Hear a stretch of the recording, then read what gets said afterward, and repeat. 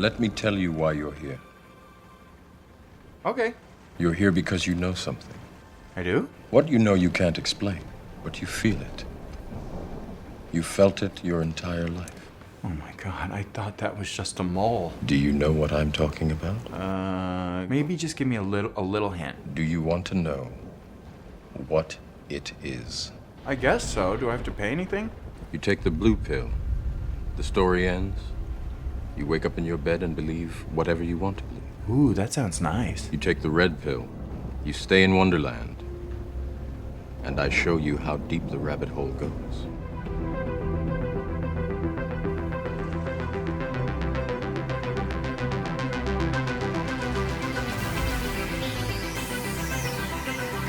Oh my God. There's no such thing as racism. Except racism against white people. He is the one.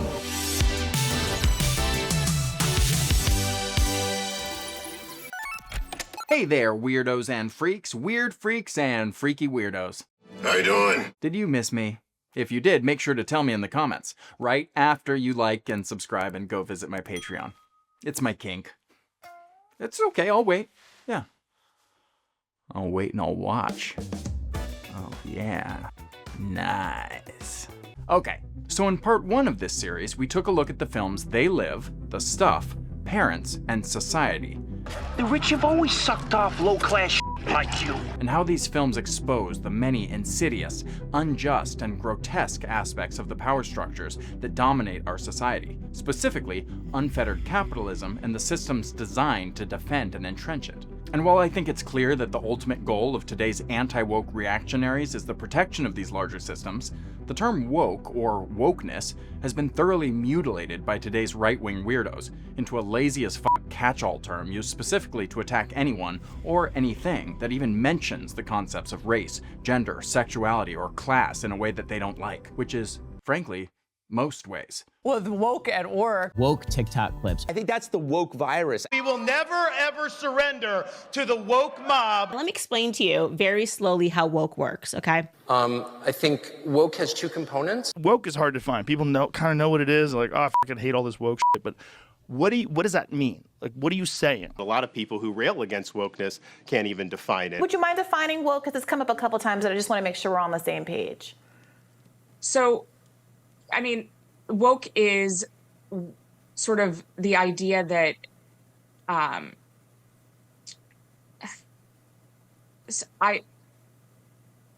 this is going to be one of those moments that goes viral. Up yours, woke moralists. We'll see who cancels who. And they are especially triggered by the mere existence of any media or art that examines the unjust treatment of these people in these groups. They long for an imaginary bygone era when supposedly nobody talked about any of this stuff because apparently these problems didn't exist. Women were happy before feminism made them all miserable, they tell us. Racism was gone until Barack Hussein Obama brought it back, these historians explained to us. Never forget what they took from us, they shriek while reposting some AI slop video of a bunch of fake white kids from the 80s, apparently meant to represent a time before the scourge of wokeness polluted their precious culture. And they act like social commentary in art, especially horror, is some kind of brand new thing. But me and you, we know better. And not just because you watched part 1, which I hope you did, and if you didn't, you still have time to go back and watch it now. We know that these problems have existed for a very long time, especially in the 80s. And we also know that there have been people out there exposing these injustices for just as long. And even though the 1980s were politically dominated by conservatism, we know that there were still some gutsy filmmakers who used the rebellious art form of horror to buck the status quo. So welcome to part 2 of our examination of the wokest horror movies of the 1980s. Wokest? Most woke? Most awoken? Wake up! Wake up, wake up, wake up! Up you wake, up you wake, up you wake, up you wake! Yeah, that.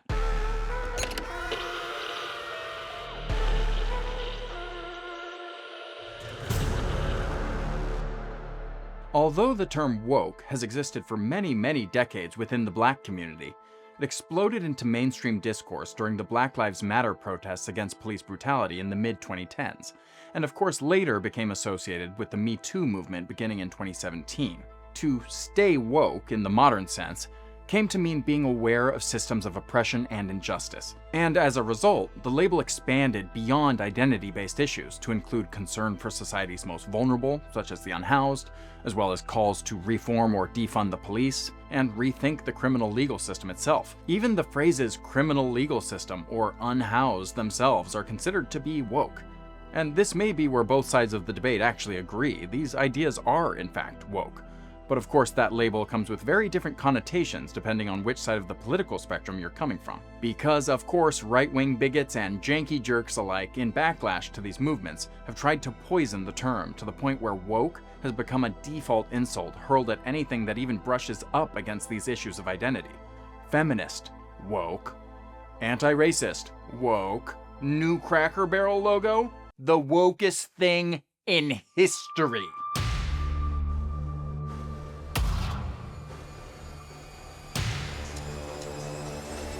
It's a bad move. It's a very bad move. Every moment of every minute on social media, you can find people wailing against wokeness in our culture, losing their collective minds over everything from Black Santa to a female prime minister to GASP, a woke X-Men cartoon. Apparently unaware that the entire history of the story has always been a metaphor for the systemic injustice against marginalized groups? Somehow? Too long have we suffered under the oppression of humankind. The inclusion of a single trans or queer character in a show or a video game is enough to prompt thousands of angry commenters to lash out, determined to stop the spread of the so-called woke mind virus. So my son Xavier is dead. Killed by the woke mind virus. At the heart of this rebranding push, of course, is a deliberate attempt to discredit the movements and ideas associated with them. The funny thing, though, is that both leftists and right-wing reactionaries have a term that they embrace and one they deride, that both essentially mean some version of the same thing: to open your eyes and see the truth about society. People on the left call it being woke, or at least they used to before the right-wing polluted the term, and right-wingers call it being red-pilled. One of the hilarious ironies of the red pill label, of course, being used by conservative men's rights activists to uphold the patriarchy and white supremacy is the fact that the term originated in the film The Matrix, a movie written and directed by two people who would later come out as transgender women. Right-wing ideology appropriates absolutely everything. They appropriate left-wing points of view, and they mutate them for their own propaganda, to obfuscate what the real message is. This is what fascism does. Ultimately, though, it's all just a battle over the truth. Being woke in the affirmative sense means that you are able to recognize systemic oppression when you see it. Meanwhile, the crusaders against wokeness actively work to obscure that reality, claiming systemic injustice doesn't exist, or insisting that the real persecution is against them. There is nothing wrong with being white. There is nothing wrong with being a man. There is nothing wrong with being straight. It will get better. The real racism today is against white people. The real sexism is against men. The real injustice in society today is cancel culture. In this worldview, the people with the most power somehow become the real victims. Because, you know, when you're used to privilege, equality feels like oppression. But sadly, this battle over wokeness is far from just a cultural battle. Right-wing politicians have turned it into a full-fledged legal war against history, against reality, and against the health and well-being of the people they hate. And while this through-the-looking-glass gaslighting by conservative propagandists has especially intensified as a backlash to the Me Too and the Black Lives Matter and Trans Lives Matter movements, the truth is, they're just the latest iteration in a long legacy of lies, designed to uphold the power structure of a society that benefits them. These long-standing lies broadly make arguments that violence against women is exaggerated, self-inflicted, or downright made up, that the poor are poor because they didn't work hard enough, that racism is a thing of the past that disappeared with slavery, which also wasn't that bad, apparently. Being taken as a slave is better than being killed, no? And that law enforcement is an impartial arbiter of public safety. But there is another legacy that we're building on today. The legacy of the people exposing the injustice of our systems and institutions. The legacy of those speaking truth to power through their art. So we are going to reclaim wokeness and spit out the red pill that guy gave me earlier and honestly be super based while we experience the Great Awakening together. Ironically, fiction can sometimes get us closer to the truth. Understanding our present often requires examining our past, And sometimes confronting horror face to face can help us imagine a world that's a little less terrifying. And what better way to do all that than to look at 4 more horror movies from the 1980s?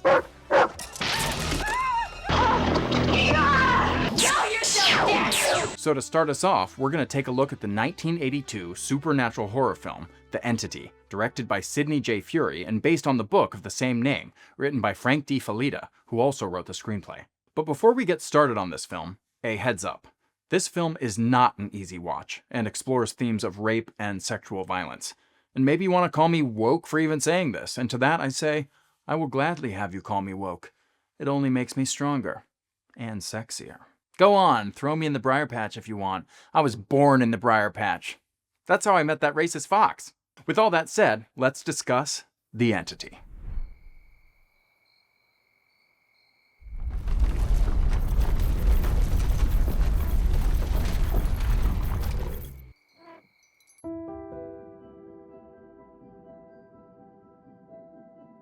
Carla Moran, played by Barbara Hershey, is a single mom. She works all day, takes typing classes at night, and tucks her kids into bed when she finally gets home. She's working hard to try and improve her station in life, and she's a loving and committed mom to her 3 kids, even her teenage son, Billy, played by David Labiosa, who sometimes drops the ball. He left the lights on again. The dishes are on the table, the refrigerator door was open. I hate this, the whole place is a mess. Hi, Mom. Hi. But one night, after the kids are all sound asleep and Carla is getting ready for bed, brushing her hair and putting lotion on her legs, she is suddenly and mercilessly attacked by an unseen assailant in her bedroom. Billy hears her screams and rushes in. Mom! What? Billy! He's in the room! Look around the room! Who? Look around the room! He looks around the house for the attacker, but he can't find anyone. Mom, there's nobody here. Call the police! Call the police! Mom, there's no one in the house! Billy tells her it was all just a bad dream, and Carla doesn't understand what happened. Maybe it was all just a terrible nightmare. But later that same night, her room suddenly turns cold. The scent of her attacker fills the air, and everything around her begins to shake violently. So she does what any sensible person and good mama bear would do and immediately gets the F out of that house. She gathers her kids and takes them all to her BFF Cindy's place for the night. But her kids are scared and confused. I don't understand, Mom. I don't understand what's going on. I don't either. The next morning, she tells Cindy, played by Margaret Bly, what happened to her. But as Carla speaks the words out loud, she realizes that her story is hard to believe. Something grabbed me and smothered me. Did you call the police? No. Why? There was no reason to. What do you mean? There was nobody there. Cindy's confused too, but supportive, and suggests that Carla go see a psychologist and get some help. And after the unseen entity takes control of her car, slams on the gas pedal, and sends her careening through traffic, Carla decides to take Cindy's advice. She meets with Dr. Phil Snyderman, played by Ron Silver, who seems understanding, empathetic, and encouraging. You've done a very good thing by coming here. You've already made a commitment to get better. Really, that's the first step, and it's the hardest one. But the attacks don't stop. Instead, they become even more violent and unexpected, even resulting in bite marks and bruises all over her body. Still, Dr. Snyderman believes that Carla is experiencing delusions stemming from unresolved trauma from her abusive and turbulent childhood. And because Carla doesn't understand what's happening to her, she decides to put her trust in him. I do need your help. I really do. But soon, Carla's not the only one to witness these paranormal events. Her children, Cindy, and even her boyfriend all witness these assaults firsthand in a truly horrific series of attacks. But even as the evidence mounts, Dr. Snyderman remains unconvinced that the terror Carla is experiencing is real, insisting it's all in her head as he brings in a group of psychologists to look at her case and help diagnose her. Why is she going to such lengths to support this delusion? But Carla refuses to be gaslit any longer. She decides to take matters into her own hands and ends up finding a group of parapsychologists who actually take her account seriously. They bring in a team to investigate her case, gather evidence to substantiate her claims. Did you see it? Yes, Mrs. Moran, we saw it.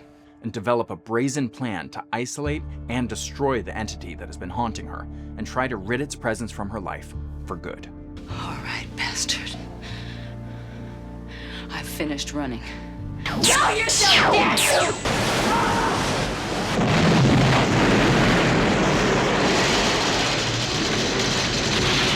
The Entity is a truly terrifying and powerful film, and in my opinion, one of the most underrated horror films of all time.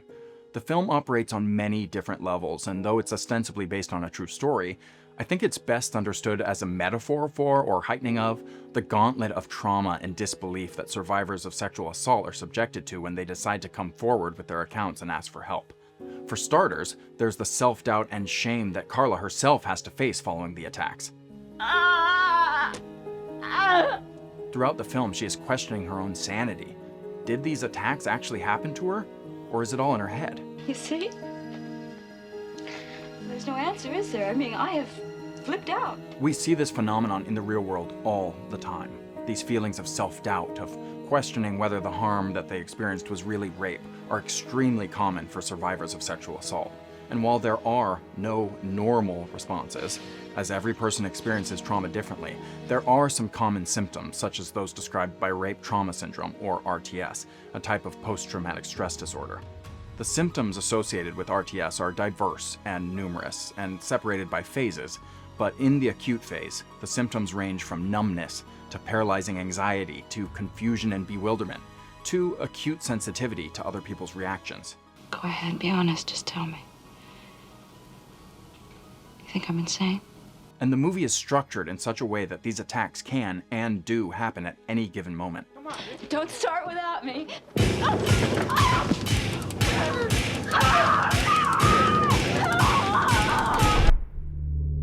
And so Carla finds herself in a constant state of hypervigilance, one of the most common consequences of this kind of trauma.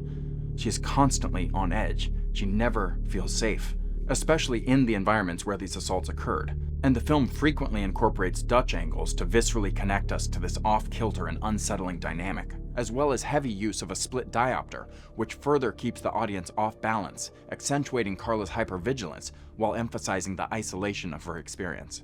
And even when Carla does insist and assert that what she is going through is real, the people closest to her, her friends and family, are reluctant to believe her, another phenomenon that is all too common in real life. Did you hear it? Did you hear it? Hear what? Oh, Carla. Oh, wait a minute. Honey, I don't really understand this. You were attacked or you weren't? It happened. Do you know, for a second you had me worried? I mean, I thought you were really attacked. But even after her friends and family grow to not only believe her, but are able to verify her account, we both saw it with our own eyes. We stood right there and saw it. the institutions that are purportedly designed to address the needs of survivors, represented in the film by Dr. Snyderman and his cadre of doctors, are revealed to be woefully inadequate. Would it be a reflection on you as a woman if he left you? Or if you were cured? For starters, they also don't believe Carla. In fact, those very symptoms of RTS are used as evidence that she is making her story up. Hysteria is contagious. Given the right circumstances, anyone can see and feel things that simply aren't there, and the children are just supporting mama's delusions. Snyderman and his posse have a whole range of explanations for what she is experiencing that echo many of the common reasons that survivors are not believed. Reasons that are often infused with a heavy dose of misogyny. She's masturbating. This entire circus she's invented is to cover up what every little girl does. For 32 years, Carla goes along very smoothly, and all of a sudden, she meets this fellow, what's his name? Jerry Anderson? Now. Okay, it's exactly the kind of situation that can energize this sort of breakdown. What, Anderson? Certainly, a real man. Sure, he wants the real thing. No more faking it with kids and old men. Even when Carla shows Dr. Snyderman bites and bruises all over her body, he finds a way to see that as evidence of the contrary. Oh, no, these are in places I couldn't have bitten myself. Carla, I've seen cases of hysteria that have raised welts, caused blindness, loss of hearing. And there's that word again, hysteria. So let's take a minute to talk about that word. The etymology of the word itself comes from the Greek word hystera, meaning womb. The diagnosis of hysteria as a mental, physical, and sometimes spiritual disorder attributed to women has a more than 4,000-year history. Initially thought to be the result of women's susceptibility to possession by dark supernatural forces as a consequence of their fundamentally weak nature, Over the past few hundred years, hysteria became a diagnosis for a whole range of behavior among women that was deemed to be socially unacceptable, aka made men feel uncomfortable. These symptoms were often contradictory, such as having either an increased sex drive or a decreased sex drive, and of course being overly emotional. Freud posited that hysteria was a result of a woman completely freaking out when she realized that she didn't have a metaphorical penis, apparently manhood being the default/most desired state of existence. Now, the best treatment for this ailment was, of course, marriage and the consistent stooping that came along with it. And if that wasn't an available option, some relief could be found from, no joke, periodic vaginal massage from your friendly local doctor, sometimes involving the use of a newly invented medical device, a vibrator. Dare I say that this prognosis is part of a long legacy of tactics deployed to control women's behavior, assert dominance over them, and entrench systems of abuse into our society. Excuse my wokeness for a moment, but it is a ploy of the patriarchy. In the early 80s, the diagnosis was thankfully put out of its misery by the American Psychiatric Association, but many of the connotations of this supposed condition continue to this day. We even use the phrase casually, without thinking about the term's origin, when we refer to someone as being hysterical. And so it is not a coincidence that this film depicts medical professionals using this diagnosis throughout the film to describe Carla's condition. The film is making a point, because one of the theories that Freud put forward is that the prime cause of hysteria was the abuse of an innocent child by an adult, most often a father. Why were you afraid of him? Because when he held me, it wasn't the way a father should hold a daughter. How'd he hold you? You know what I mean. And so the main explanation for Carla's condition, presented by the doctor trying to help her, is that this is all about her past. Carla's sexual history is examined in great detail. You were scared of your daddy. He was a minister. He held you in a way he shouldn't have held you. You were pregnant at 16. Shut up! A drug-crazed guy went off and killed himself. Stop Your mother it! left you with 2 kids. Now, Carla, stop it! Her past sexual experiences are used to deny her present reality. Now, I suggest you dig a lot deeper. I think you're going to find out more. And maybe you'll find out that Carla is not what she seems to be. What we're essentially talking about here is victim blaming, one of the most dehumanizing and disturbing elements to our culture's reaction to sexual assault. From the military, to the church, to the police, to prisons, women especially are often not only not believed, but retaliated against by the very institutions that are supposed to protect them, sometimes even becoming the subject of the investigation by people who use their symptoms of trauma as evidence they were lying. I believed in you. You know I did. I really needed to believe in you. But every time you discovered something new about me, something worse happened. And I got sick of hearing that it would all go away as soon as we got down to the basic problem, as though it was in me. It isn't you, Carla. Though Carla is experiencing prolonged complex trauma, Snyderman's confirmation bias has him determining the cause before exploring the evidence. The next time your mother thinks she sees something or she hears something, she wants you to corroborate it. And when you do, it's that much more difficult to convince her that it's all in her head. It's a delusion. I didn't get it broken on by pretending. The problem is not the entity causing her harm, the problem is in her. And though adult survivors of childhood abuse may find themselves re-victimized as adults, this by no means suggests that the problem is in them. That's like the worst fucking thing you could say to a survivor of abuse. In fact, you should be saying the opposite, which is, it's not your fault. It's not your fault. Don't fuck with me, all right? Don't fuck with me, Sean, not you. But victim blaming is not an entirely sufficient description for what is being explored in this richly detailed film, because another aspect of the response to the violence being forced upon Carla is the filtering of that fact by the men in her life. When Carla's boyfriend Jerry, played by Alex Rocco, witnesses Carla being attacked, he becomes completely paralyzed. Help me! Help me! Help me!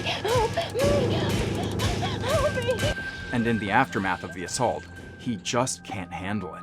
I could have taken anything. I mean, a disease, cancer. This is a disease, Jerry. It's the same thing. Not what she's got living with her. Carla is the one being terrorized, but somehow Jerry feels like he is the victim. And I'm not trying to downplay the trauma involved in witnessing this kind of violence and victim blame Jerry here, but it is worth noting that he decides to leave Carla, feeling she's been somehow spoiled, rather than face this challenge with the woman he claims to love. I gotta go now. No. Oh, Jerry, look, she needs you now. She needs you now a lot. It's So okay. why don't you It's stay okay. around? I really have to go. Hey, Jerry. And then there's good old Dr. Snyderman, the man who took the Hippocratic Oath to do no harm and is supposed to be administering what Carla needs to heal. but it's clear that his personal feelings and attraction to her are getting in the way. I'm impressed. By what? By what? Your independence, knowing who you are, what you want, keeping your family together, doing it the hard way. In one scene, Carla comes to him after a particularly traumatic encounter with the entity. Had an orgasm. An orgasm? But he tricked me. I was asleep. I was asleep and I was dreaming. This occurrence is not uncommon, considering the fact that we are carbon-based life forms with sometimes uncontrollable biological responses to external stimuli. But this physiological phenomenon can be interpreted by the dominant social and political forces as the "she wanted it" excuse. And despite the fact that this doctor should be fully aware of all of this, instead this revelation seems to set off a self-righteous response inside of him. I'm ashamed. Carla, I want you to sign yourself into the hospital. And so he essentially verbally assaults Carla in a way that feels more like the behavior of a jealous boyfriend than that of a clinician tasked with caring for a patient who is clearly in a fragile emotional state. As a child, you knew what was evil to him. What? Sex was sex. They were afraid of sex. Sadly, Snyderman's treatment becomes abusive and re-traumatizing in and of itself. You're upset! Wait a second, you're having trouble with Jerry and... You're upset! Carla! Calm down, I'm not here! Carla! I think these examples depict how often the sexual crimes against women are ultimately held against the women who have been victimized. The most extreme example of this is the case of honor killings that take place in some societies, whereby, in some cases, a woman is put to death for bringing dishonor to her family, even though the transgression was actually a crime against her.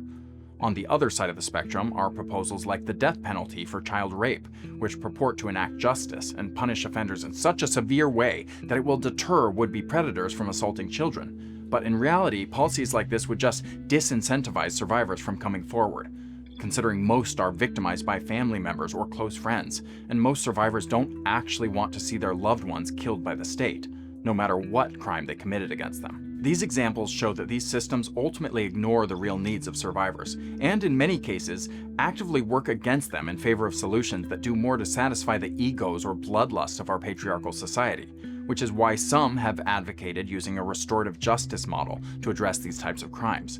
Because if our current system really cared about victims, you would think they'd do something about those massive rape kit backlogs, though they don't seem to have an issue with using the DNA of survivors from those rape kits to help them investigate completely unrelated crimes, even targeting the survivors themselves.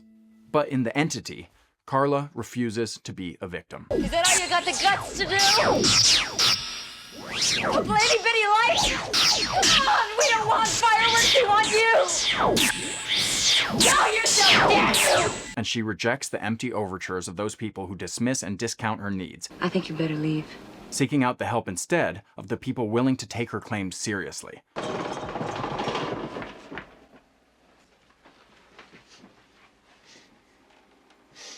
You see?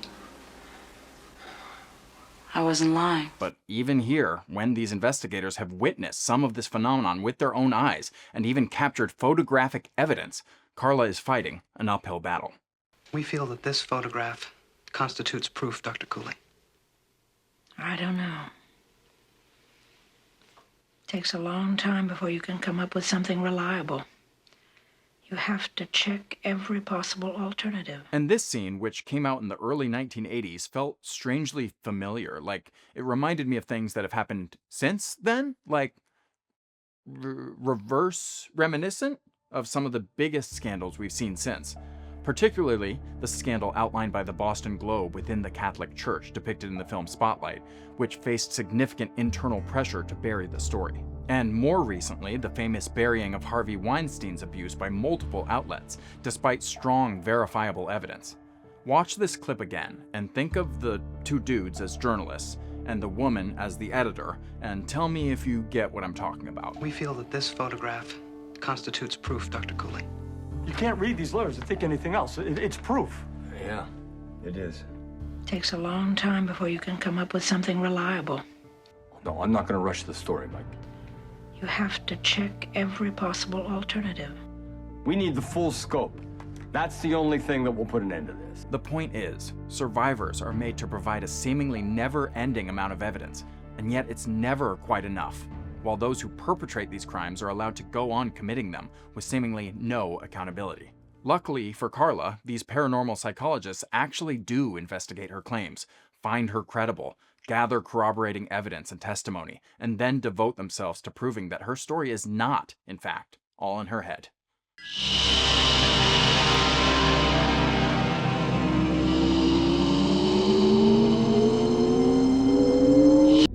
In the climax of the film, our team of parapsychologists have taken elaborate measures to recreate Carla's home and essentially use her as bait to lure the entity out into an area where they can trap it and rid it from her life once and for all. I'm not afraid. If you can get him, I'm not afraid. But Dr. Schneiderman, you see, still has a crush on Carla, and he still thinks he knows what's best for her, so he tries to stop her from going through with the mission. Carla, don't close yourself off now. It's real important that you maintain contact with at least one person that really cares about you. I don't know what you're saying. I'll tell you what I am saying. That you and I can make that contact. I don't want to make that contact. She wanted a fucking doctor, not a boyfriend, you creep. So Carla goes forward with the plan, and the entity takes the bait.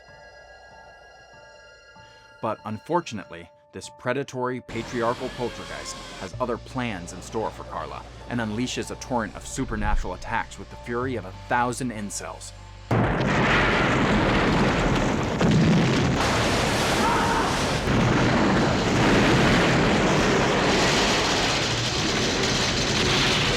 Look at Dr. Phil white knighting like he's the hero of this story. You're not. Carla? Ultimately, the plan didn't go quite as they hoped.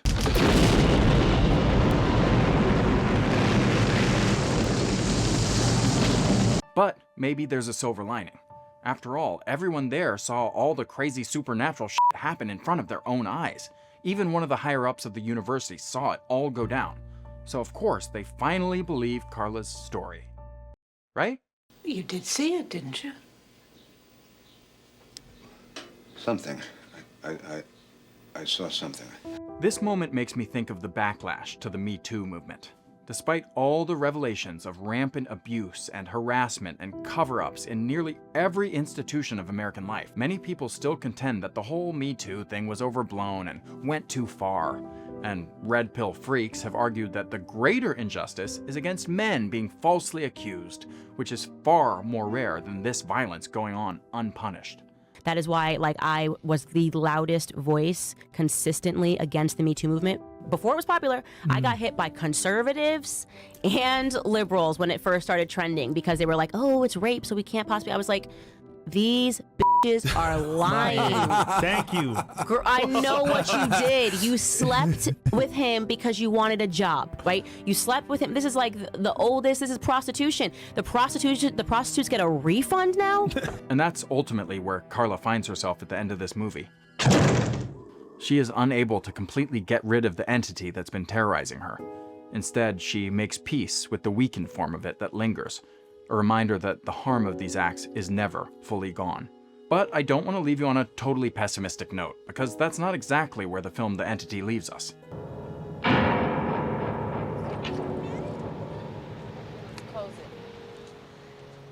Maybe you've noticed that I've primarily been using the word survivor instead of victim. That was for a reason, and you could say that it is a woke reason, the kind of language adjustment that reframes slave owners as enslavers or slaves as enslaved people. And yeah, guilty as charged. I think words mean things, okay? Lock me up in C.H.U.D and throw away the key. The reason I made this choice was not to virtue signal, but to be more precise in my language. Because, for some, the term victim don't really work so good. It can deny agency to the person who was harmed and relegate them to the background of any narrative. The term survivor can, on the other hand, respect a person's humanity and place them in the center of the story. And Carla truly embodies the spirit of a survivor. She is perhaps one of the most underappreciated final girls in horror movie history. She stands firmly in her truth against all odds, and she fucking slays. You can do anything you want to me. You can torture me, kill me, anything. But you can't have me. Yas, Queen. But unironically. Wake up! Wake up, everybody! It's a scourge! gorgeous day. Gorgeous day. Come here. Come here. Wait. Die, you bastard! Die!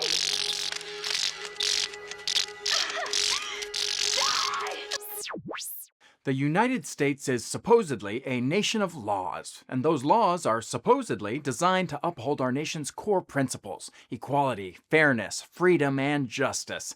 You know, the stuff described in the Declaration of Independence and the Constitution. And the content and enforcement of those laws is guided by those principles and at the same time constrained by them, supposedly. But as we just saw, the reality is often the exact opposite.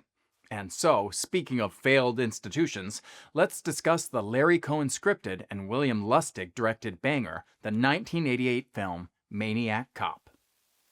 Supposedly.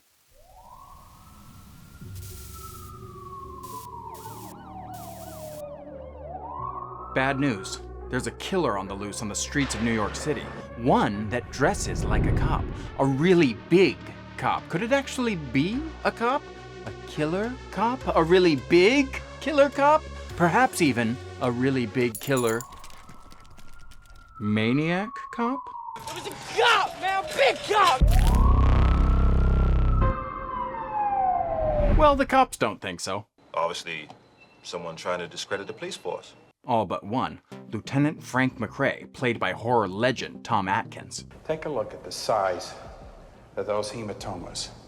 Now, you think either one of those two kids could have done that? Shit, you really think a cop did this? Why not? And as the death toll rises and more evidence mounts that this killer is in all likelihood a cop, the powerful forces within the NYPD twist themselves into knots in order to deny this obvious conclusion. It seems that you automatically assumed that it was a police officer instead of some lunatic son of a bitch dressed up like a cop. And instead of allowing Lieutenant McRae to follow the evidence in this case, those in charge tried to discredit McRae's investigation and keep any information about the case away from the public in order to protect their image. Listen, I want you to keep this within the department. Keep it quiet. For as long as we can. He'll kill again. So, in an effort to warn the city of this looming threat that the department is trying to suppress, our good cop McRae leaks the story to the press. You'll find everything you need right there. Which unfortunately results in a terrified woman killing an innocent non-maniac cop, sending the police department into a defensive state of panic. Everybody who wants to shoot a cop nowadays has got one hell of an excuse. This news also causes Ellen, played by Victoria Catlin, to suspect that her husband, a beat cop named Jack Forrest, played by the Bruce Campbell, might actually be the maniac cop. But when Ellen is found dead in her husband's secret affair hotel room the next day, Jack becomes the primary suspect and is promptly arrested. But our hero, Lieutenant McRae, is not so convinced that Jack is guilty of the murder. Jack's been set up to take the heat off the real psycho. You don't tell me you think this creep is that smart. He's a cop, maybe even a detective. And McRae ultimately learns that Jack is not, in fact, the killer. He's just been trying to protect the woman he's been having an affair with, a fellow police officer, Teresa Mallory, played by Laureen London, who is nearly killed by the maniac cop. This leaves McRae even more certain Jack's been set up by the true murderer. Jack was deliberately set up. But before McRae can prove his case, he is brutally killed by the maniac cop in a shocking and savage twist.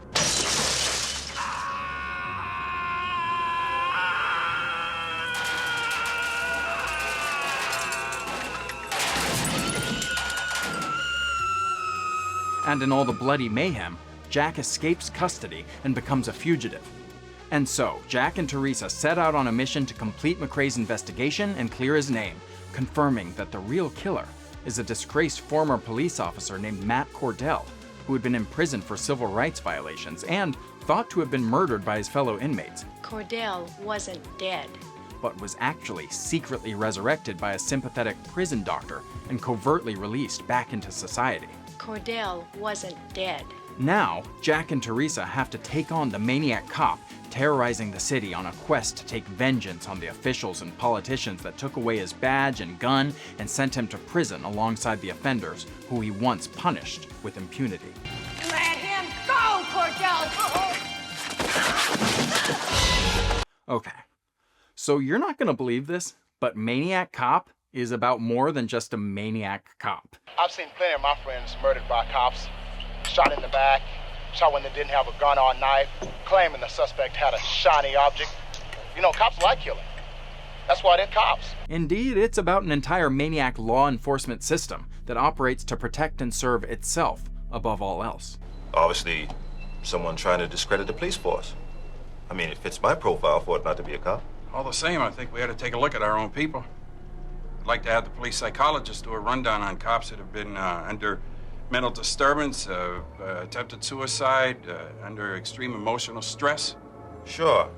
Why don't we just test the whole damn force while we're at it? First, the very conceit of the story subverts the audience's expectation, at the time anyway, that cop automatically equals good. Most people, they respect the uniform. They'll do anything the cop tells them. And turns that notion on its head. Cop can equal bad. Cop can equal evil. Cop can equal maniac. Jesus. Maniac Cop? And in doing so, explores the problems within our law enforcement institutions themselves. Among the most powerful and important critiques in this film is the way it zeroes in on the lack of oversight and accountability within law enforcement agencies. This reporter was informed by a source within the New York Police Department of attempts by the Homicide Division to suppress facts regarding 3 recent homicides. From the very beginning, when the evidence in the string of murders points to the probability that the assailant might be a cop, this idea is dismissed out of hand by the police commissioner, played by Richard Roundtree, who reflexively acts to protect the police department's image at the expense of public safety. Listen, I want you to keep this within the department. Keep it quiet. And there's actually a term that exists to describe this exact type of behavior: the blue wall of silence, which describes the unwritten and pervasive code among police departments that compels officers not to report or overlook the misconduct or criminal conduct of their fellow officers. This bedrock principle of police culture creates an obvious and egregious issue for the rest of us: the inability for police to be held accountable for abuses. For example, in 1991, only a few years after the release of this film, the Christopher Commission report was created by an independent commission in response to the videotaped LAPD beating of Rodney King, which set off a firestorm of rage and a 6-day uprising over police brutality and lack of police accountability. Not guilty of the crime of assault. And the findings of this report are striking when thinking about the message of this campy 80s slasher. The report found that there is a significant number of officers in the LAPD who repetitively use excessive force against the public, and that the problem of excessive force is aggravated by racism and bias, and notably that perhaps the greatest single barrier to the effective investigation and adjudication of complaints is the officer's unwritten code of silence. An officer does not provide adverse information against a fellow officer. And to make matters worse, the report notes that the department not only failed to deal with the problem group of officers, but it often rewarded them with positive evaluations and promotions. And sadly, the LAPD hasn't gotten a lot better since then.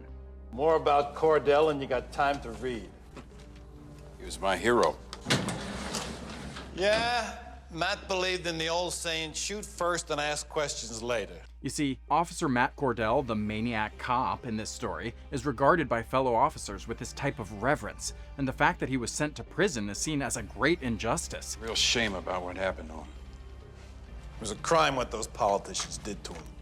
Putting him in Sing Sing with all those criminals he'd been chasing all those years. It was like handing him a death sentence. Yeah, they say he violated people's rights. I guess even killers got rights, huh? They murdered him. Those bastards down in City Hall. The obviously bad trait of shoot first, ask questions later is considered a virtue by fellow officers. Yeah, they don't make cops like him anymore. He was one of a kind. You see, there is a belief amongst the boys in blue that cops deserve a privileged status in society, shielding them from all scrutiny or accountability, that they ought to be above the law. Cops like you to be scared of them. That's what makes them men. Real men. Because without the uniform, what are they? The special status that police are afforded in society and their lack of accountability are presented as 2 pillars of the fundamental corruption within the system of law enforcement. A system that allows corrupt cops to behave as criminals with a license to commit crime. They respected cops in my day, otherwise they hit you in the head with their billy. They didn't take no guff, no, they were the law. And there is an implicit belief among those in the force that any action they take, no matter how heinous, is justified by the fact that they are putting their lives on the line to stop the real menace to society, the dealers and the junkies and the human garbage. There is a belief that this is the trade-off that is necessary to protect the innocent, but the reanimated Cordell is not attacking human garbage. Who's he killing? Pushers? Hustlers? Innocent people. And this fact even has his cop girlfriend questioning her former loyalty to him. I knew you had anger in you, Matt, but I thought it would be the dealers and the junkies and all the human garbage that you'd be cleaning the city of. Not all them poor people just minding their business.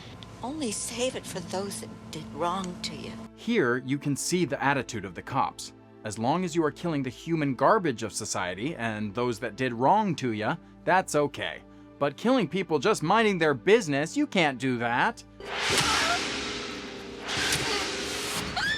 But where's the line between human garbage and the people just minding their business? All right, what seems to be the trouble, officer? Oh, no. I think he wants you to go with him. Hey, what are you doing? This is my car.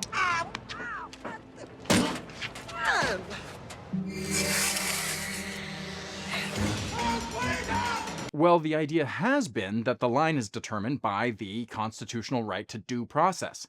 Individuals are, in theory, afforded the presumption of innocence and the right to defend themselves in a court of law until proven guilty. Then the punishment is determined by the judicial system. I guess even killers got rights, huh? Cops are not and should not be able to determine a citizen's guilt and punishment on their own whims.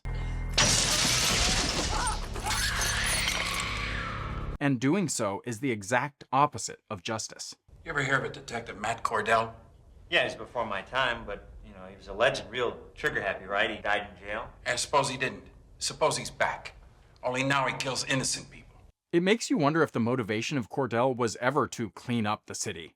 Maybe his motivation was always to take out his anger with impunity, and this zombie-like iteration of him is really just the true distillation of his fundamental disposition all along. Yeah, they say he violated people's rights. They murdered him. Those bastards down in City Hall. Frankly, the most unrealistic aspect of this movie is that Officer Matt Cordell faced any accountability at all. But the fact that he did sends shockwaves of sympathy throughout the criminal justice system. Look, he was a fine detective. He had a lot of friends. Everyone knew if we put him back in the prison community, they'd just attack him again. There was no way he could survive. So when they brought him up here, more dead than alive, the policewoman convinced me to do the decent thing. Like remove him from the prison mortuary alive?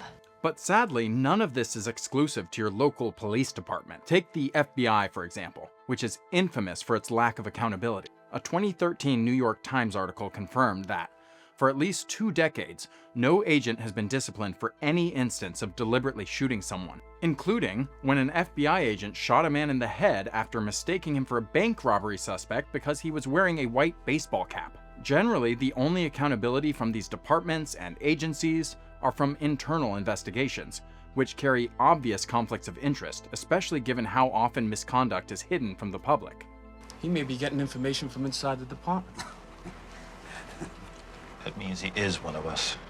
And even when officers and agents are identified as most likely violating civilians' rights, they are protected from any liability by qualified immunity, a doctrine that puts all the burden on the civilian to prove their rights were violated by finding a previous case with a nearly identical set of facts. And this is all made much worse by a president and a corrupt party who has been fighting for ways to make police accountability nearly impossible.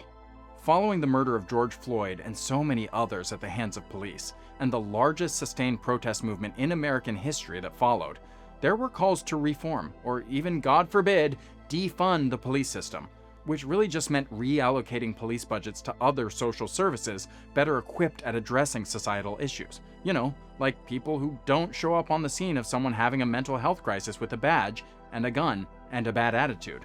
And for a brief moment, there was some lip service, at least, paid to these demands. The Democrats even introduced the George Floyd Justice and Policing Act, which called for radical woke reforms, like collecting data on police encounters and limiting qualified immunity. This bill, of course, went nowhere, and the conservative backlash to these efforts was harsh and severe. As some crime statistics began to rise as a function of, a once-in-a-generation pandemic that filled society with fear and uncertainty, hitting vulnerable communities the hardest, the conservative media instead spun a narrative that woke, soft-on-crime policies that defunded police were to blame, despite the fact that, that didn't actually happen. And so not only did we not defund the police or pass the Justice in Policing Act to marginally limit police misconduct, police budgets got even bigger, and law enforcement has since gotten even more unaccountable. And all of these issues take on a new and unoverstatably urgent meaning in the wake of the ongoing American nightmare that is ICE. Ayuda! Help! Stop kneeing him in the face! I am an autistic disabled person! I'm going to go to the doctor!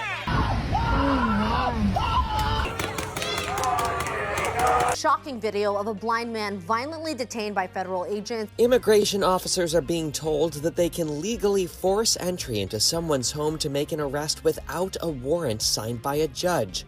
This reverses years of guidance limiting their authority in deference to constitutional guarantees against government overreach. Them taking him by all fours, a U.S. citizen that was born here in St. Paul, Minnesota, for exercising his rights, recording ICE on a private property, and they took him. They grabbed him by all fours like he was a fucking animal, and they took him. So excuse my language. But again, born and raised here for recording. Thanks to the GOP, ICE has become the largest law enforcement agency in the country, with the infusion of tens of billions of dollars out of our pockets. And the associated human rights abuses have been coming at an unprecedented pace, including literal domestic torture. These agents are beyond poorly trained, often with criminal records themselves, covering their faces with masks, driving unmarked vans, refusing to identify themselves, all while being equipped with military-grade weaponry. They are aiming guns at random people on the street, threatening to arrest people simply for documenting their misconduct, preventing Congress from inspecting facilities, literally running people over. Oh my God, they're running over the people in the cars. Sicking attack dogs on people, letting people die in captivity, kidnapping people off the street indiscriminately, and blatantly violating property laws and due process. They are targeting people for their accents or perceived race. Why are you asking me for my paperwork? Because of your accent. You have an accent too. Put your hands behind your back. Violently detaining witnesses for no reason, tear gassing entire families, entering homes without warrants, blinding innocent protesters, putting children in cages, murdering harmless people both in detention or on the street for the entire world to see. Have y'all not learned from the past couple of days? Have you not learned? Then blatantly lying about it while claiming absolute immunity for ICE agents, who, reminder, are only required to have 47 days of training. I wonder why they chose that number. And these blatant, unconstitutional actions are being defended by fascist freaks with the argument that these rights somehow don't apply to illegals. To whom does the First Amendment apply? Do undocumented immigrants have the 5 freedoms? Oh, I think so. I think anybody who's present in the United States has protections under the United States Constitution. When Antonin fucking Scalia is too woke for the current regime, you know we're in trouble. By the way, not only are undocumented immigrants supposed to be afforded the rights in the First Amendment, but it is a long-established fact of law and plainly stated in the Constitution that due process applies to everyone in this country. Now, some fools will have you believe that due process should not apply to undocumented immigrants, but the problem here is obvious to anyone with a working brain. Due process is how it's determined if you are undocumented in the first place. Without it, the government can kidnap anyone with just the claim that you are undocumented without having to prove anything, and without affording you the right to defend yourself. Can you imagine law enforcement arresting and detaining American citizens for no reason? I can't.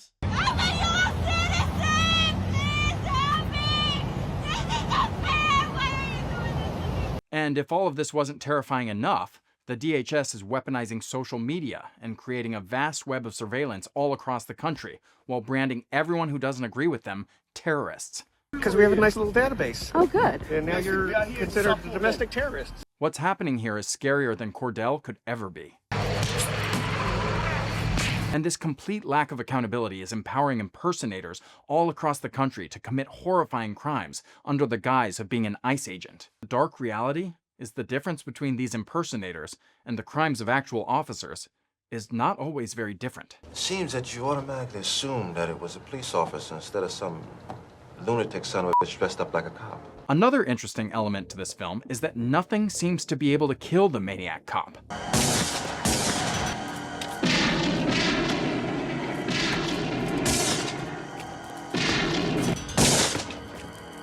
And this fact is never explained. He wasn't brought back to life by some black magic spell. He's not a zombie or a vampire. He was given CPR by a prison doctor who thought that it was unfair to put a boy in blue behind bars.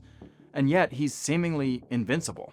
I hit him in the head at least twice. And that's because Officer Matt Cordell is not just a single maniac cop. He is a representation of the evil at the heart of the system. He's not just a bad apple, he's a symbol for the systemic spoiling of the entire batch. A rot so pervasive that no amount of good cops can overcome it.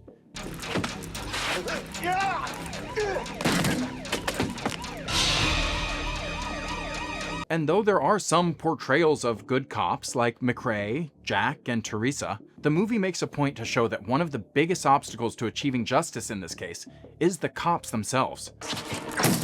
Don't you go giving any orders. I had to put a bullet right between your eyes. For instance, when Teresa tries to warn the top brass in the department about the danger they might be in, she is arrested instead. If you have any sense at all, you won't go down there. Booker. And then sexually harassed by a pervy officer on a power trip. I don't understand. I thought you were going to book me. Well, what's the rush? I mean, we've got the commissioner's office all to ourselves. You with your great attitude really makes things nice. You know, I'll tell you something else. In many ways, Maniac Cop seems kinda quaint in its criticism of the police as an institution by today's standards, where trust in police is at historic lows. Public outrage over the continued killings by the so-called Maniac Cop have brought many hostile New Yorkers to New York's Fifth Avenue today. But in the 1980s, when there was still a general consensus that the police were acting in the public interest, these critiques were far more subversive and ahead of their time. Hey, you, what are you doing? Whoa, take it easy. What are you doing? You scared me. Wearing a uniform. The most popular cop films of the era were Lethal Weapon, Beverly Hills Cop, and Die Hard, who, for the most part, portrayed police as selfless heroes, willing to sacrifice themselves for the greater good. And I'm not knocking these movies per se. Courageous heroes are a great storytelling tool. But the good cops in those movies were always able to save the day and overcome any structural impediment. In Maniac Cop, on the other hand, the villain is a cop. The institution getting in the way of stopping him are the cops. One of the only truly good cops is thrown from a building at the end of motherfucking Act 2. And even when other good cops eventually try to stop him, they can't.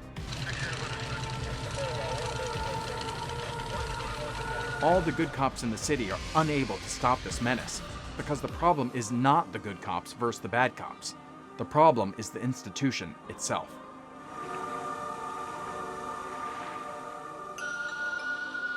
You must have been so afraid, Cassie. And you saw a cop. Now, if you're thinking, wow, I didn't know a maniac cop could tell us so much about society, wait until you find out what a maniac dog can do. The next film is unique amidst the horror films of the 1980s, and not just because it centers a dog in its narrative, but because of the way it fearlessly addressed racial injustice at a time when almost no horror films were. You see, following the commercial failure of The Wiz, Hollywood took a sharp turn away from blaxploitation films and from black-led films in general. And as Reagan dismantled affirmative action, stereotype representations of black people soared on the big screen, with many films avoiding commentary on the crisis of systemic racism altogether. So next up is the Samuel Fuller-directed horror film, based on the Roman Gary novel of the same name, White Dog.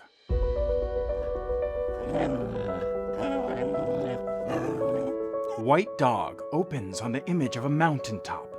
Could this be a representation of the racial hierarchy in America? Oh, it's just the Paramount logo, which actually now kind of does represent the racial hierarchy in America. Okay, let's start this over. White Dog opens in the immediate aftermath of a late-night car accident in the Hollywood Hills, in which young actress Julie Sawyer, played by lesbian icon Christy McNichol, realizes that she has just run over a dog, a beautiful white German Shepherd. And being the sensitive and caring person that she is, she promptly loads him into her car and rushes him to the vet. And miraculously, the dog survives. What's his name? I don't know. He's not my dog. But Julie soon learns that her efforts may have been in vain, as the dog will almost certainly be put to sleep if she takes him to the pound and the owner doesn't promptly claim him. Well, maybe somebody at the pound will adopt him. Not this dog. So instead, Julie decides to take the dog home with her for the time being and see if she can find his owner. But she quickly falls in love with the dog, and her boyfriend Roland, played by Jameson Parker, even tries to convince her to keep him for protection. Look, if you won't let me move in with you, at least keep the dog. You'll have a bodyguard. Bodyguard? Yeah. Oh. Then, one night, a man breaks into Julie's home and assaults her, and the dog comes to her rescue, attacking the intruder in dramatic, heroic, and even cinematic fashion.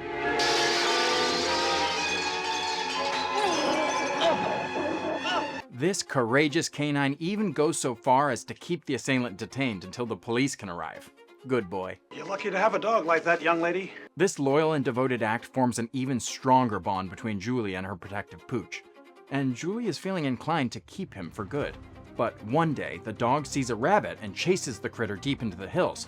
Julie goes after him but can't keep up, and her dog goes missing again.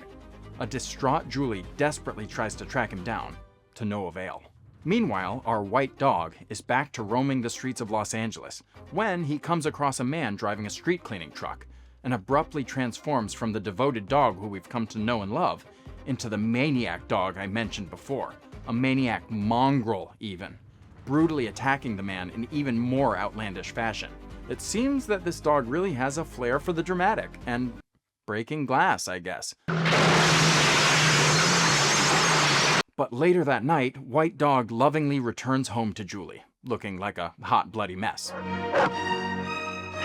Scared the shit out of me, you little shit.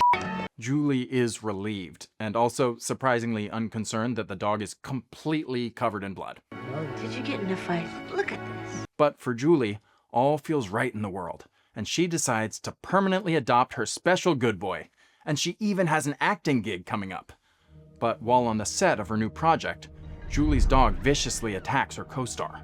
Julie is absolutely horrified and confused. How is it that this loyal dog that she loves so much could, unprovoked and seemingly out of nowhere, attack a completely innocent person?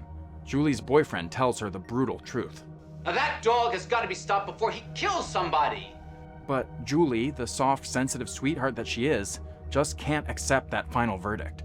There's gotta be a place where they retrain these dogs, and I'll find that place, that's all. She wants to save the dog that saved her.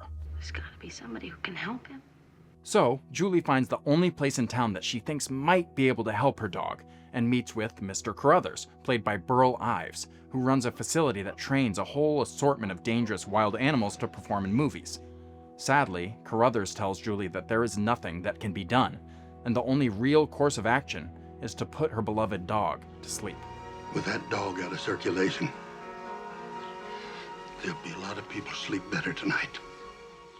Dejected and devastated, Julie departs, only for her dog to suddenly lunge at one of the workers on the compound. It is immediately clear to Carruthers that this is not just an attack dog. She has something on her hands that is much worse. That ain't no attack dog you got. That's a white dog. Of course he's a white dog. I don't mean his color. He's going to attack and kill black people. But at that moment, Carruthers' partner, Keys, played by Academy Award nominee Paul Winfield, walks up. And it turns out that Keys has been on a lifelong mission to find just such a white dog in order to develop an airtight method to retrain these dogs out of this kind of violence. A method that others can follow. But if I fail, I'll get another white dog. And another, or another, or another, and another, and keep on working till I lick it. Because that's the only way to stop sick people from breeding sick dogs. And so, Keys, Carruthers, and Julie embark on a mission to cleanse this white dog of his fear and hatred of black people, once and for all. If I don't break him, I'll shoot him.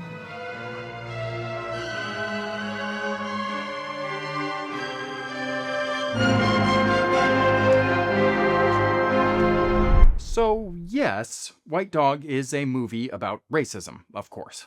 But by focusing the story on the racism of a dog, an entirely separate species from man, the film is able to make some poignant insights into the nature of racism. The story makes plain the fact that there is nothing natural about personal racism. It is a learned behavior. The prospect that a dog would develop a racist disposition naturally is patently absurd. A dog needs to be intentionally trained by man to be racist. And of course, that is where the story eventually leads.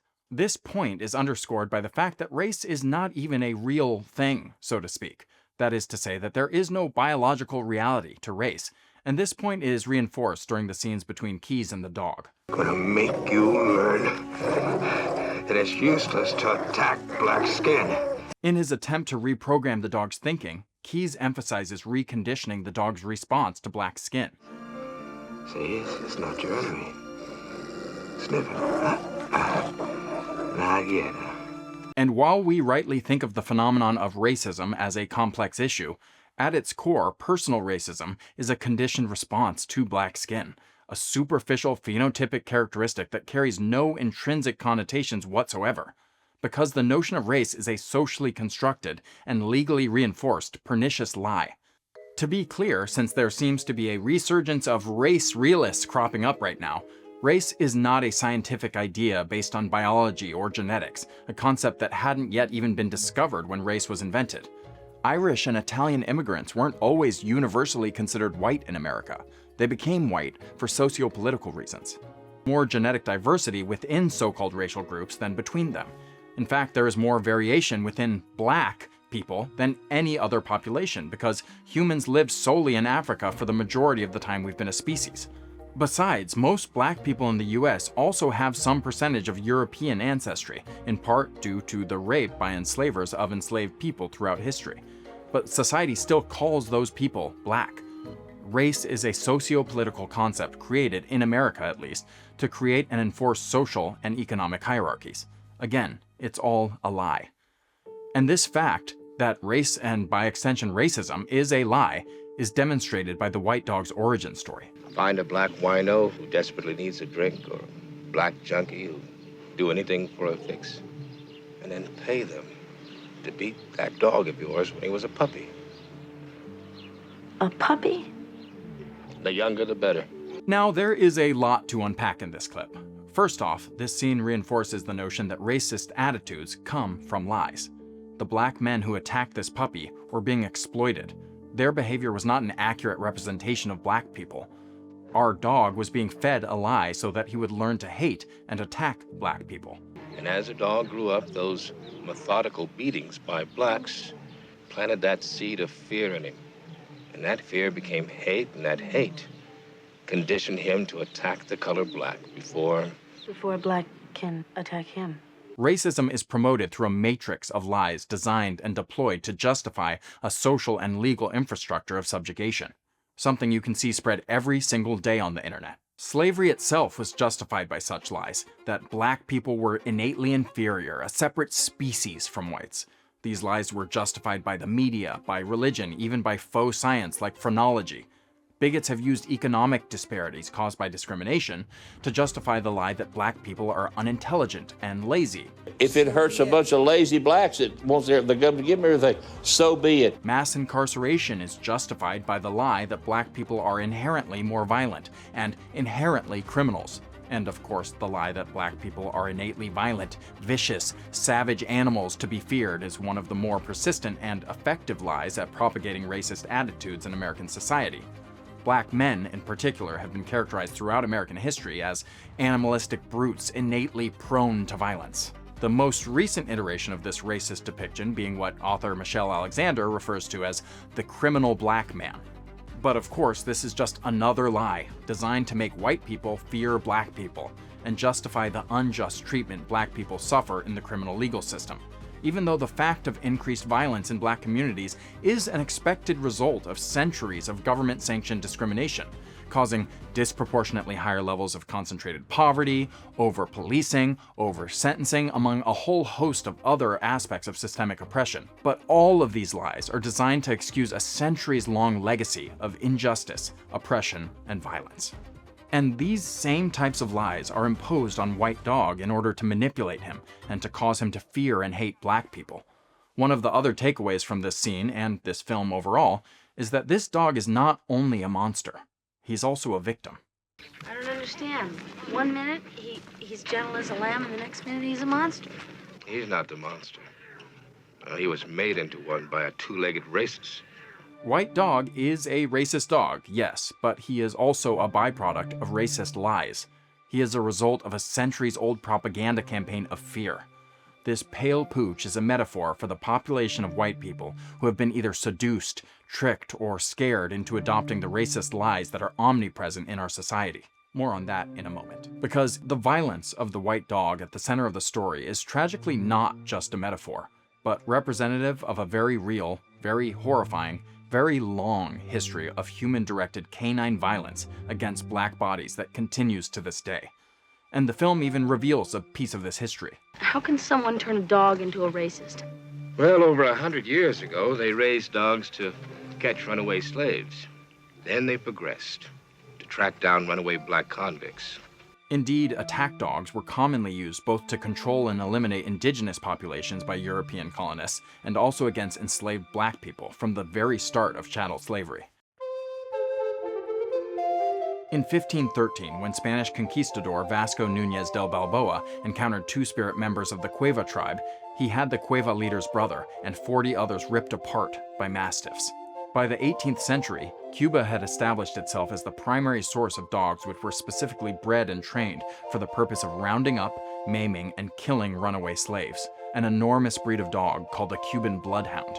In their article, The Canine Terror, Charlton Yangling and Tyler Perry outlined the kind of training these dogs were given, which sounds eerily similar to what Keyes described in White Dog. Breeders incorporated violent racism into the training process, believing dogs could be taught to sense race. One visitor observed Cuban trainers forcing black men to abuse the dogs by whipping them daily, encouraging the dogs, still chained to the ground, to bite their abusers. Once the dogs acquired a perfect hatred of their tormentor, the man charged with whipping the dog would run to the woods, daring it to chase him. And enslavers took tremendous steps to prevent any bond from forming between enslaved Africans and dogs, even passing laws that made it illegal for enslaved people to have a dog, as it constituted possession of a weapon. In an article by Bina Ahmad and Kia Duggins, they explain how the use of these dogs also had a role in the defining of race itself, noting that, despite the fact that dogs had to be trained to recognize and attack blackness as they could not detect inherent racial differences, many white Southerners, including Thomas Jefferson, believed that black people smelled, looked, felt, and tasted different, such that their dogs could detect differences between races imperceptible to humans, but objectively present. The point was to dehumanize black people, and to further the idea that as subhumans they needed to be dealt with through savagery, and the use of these dogs expanded as slavery expanded, with the US government even using the dogs as part of their violent war against indigenous people and self-emancipated former slaves in the Second Seminole War. Even after slavery was abolished, the use of these bloodhounds thrived, and they were used in police departments, prisons, by white landowners to spread racial terror to sharecroppers, and of course by random white individuals, like in the film. They graduated to a vicious breed of watchdogs trained to tear apart any blacks within sight. But these tortured dogs were not always so exact in their rage. For example, in 1856, the 8-year-old son of an English laborer was found dead in a field, horribly mangled by one such dog. The story received widespread outrage. You see, these dogs were only supposed to do that to black people. In the late 50s, Baltimore became the first city to establish a modern canine unit, with many cities following suit, just in time to use them as weapons against black people during the growing civil rights movement, though by that time the German Shepherd had become the police dog of choice, the same dog represented in White Dog. Unless Title 3 is put in this bill, there's nothing to protect the young children and old women who must face police dogs and fire hoses in the South while they engage in peaceful demonstration. And since then, the terror has only continued. The dogs were used prominently throughout the 1980s and the racist war on drugs. This demonstration makes King look like a very aggressive dog, but that's only the case when he's tracking bad guys. The police dog can be aggressive, but he's also utilized for tracking. According to the attorneys from the ACLU and NAACP in a suit against the LAPD, of 900 Los Angelinos bitten by dogs between 1990 and 1993, 90% of them were Black and Hispanic. And these kinds of insanely disproportionate numbers continue to this day, with dozens and dozens of these kinds of attacks on unarmed, compliant Black and Latino people being mauled by police dogs. Now, the other great tragedy of all of this, of course, is the violence inflicted on the dogs themselves. From the very beginning, the training that these dogs underwent was nothing more than torture. And not much has improved since then. And police dogs are often killed in the line of duty or suffer from PTSD when they are retired. Now, I don't want to take any accountability away from the people, or dogs, that are racist. But in my view, they are also victims of the system that they work so hard to protect. They may do it because of the perceived benefits it provides them, or the implicit protection it claims to create for them. But the whole trouble with this integration business is that in the end, it probably will end up with mixing socially. And you will have, well, I think their aim is mixed marriages and becoming equal with the whites. Either way, these explicit and implicit promises are also distortions and equivocations, also known as lies. Because in reality, racism hurts white people too. It hurts everybody, even the people it claims to protect and provide with privilege. He could turn on anybody. Even me? Well, everyone besides the rich and powerful people who are the purveyors of these lies that protect the system that benefits them. A good example of this dynamic is the election that had just taken place before this movie was released, in which Ronald Reagan used racist dog whistles to gain the support of white voters, even though the policies that he implemented ended up hurting a whole lot of his own voters. His administration attacked unions, gutted the social safety net, privatized aspects of the government designed to protect Americans, and amplified a drug war that locked up a whole lot of people. And while these actions disproportionately harmed the Black population, they also hurt a whole lot of white people. Of course, all of these policies greatly benefited the rich and powerful as income inequality exploded during the 1980s. But we don't need to go back to the 80s to see this dynamic. It's literally happening right now. Trump won the 2024 election in large part by demonizing Latino immigrants, telling dehumanizing lies about Haitian migrants, and spreading racist misinformation about crime in order to scare white people into supporting him. Not to mention all the money they spent on attacking trans people of every race. And then he went on to cut health care and SNAP benefits for a whole bunch of poor and working class white people in the largest upward transfer of wealth in American history. And this reality, that racism is a system that also harms white people, is depicted in the dramatic conclusion to White Dog. Keyes thinks that White Dog, or Mr. Hyde as he's come to call him, has been reconditioned to become Dr. Jekyll for good. Ah, good boy. That didn't hurt, did it? He has seemingly retrained the dog to not only not fear him, but to trust and love him. But the dog's brain has been thoroughly scrambled through all this trauma, and he ends up attacking Mr. Carruthers, an elderly white man, and needs to be put down.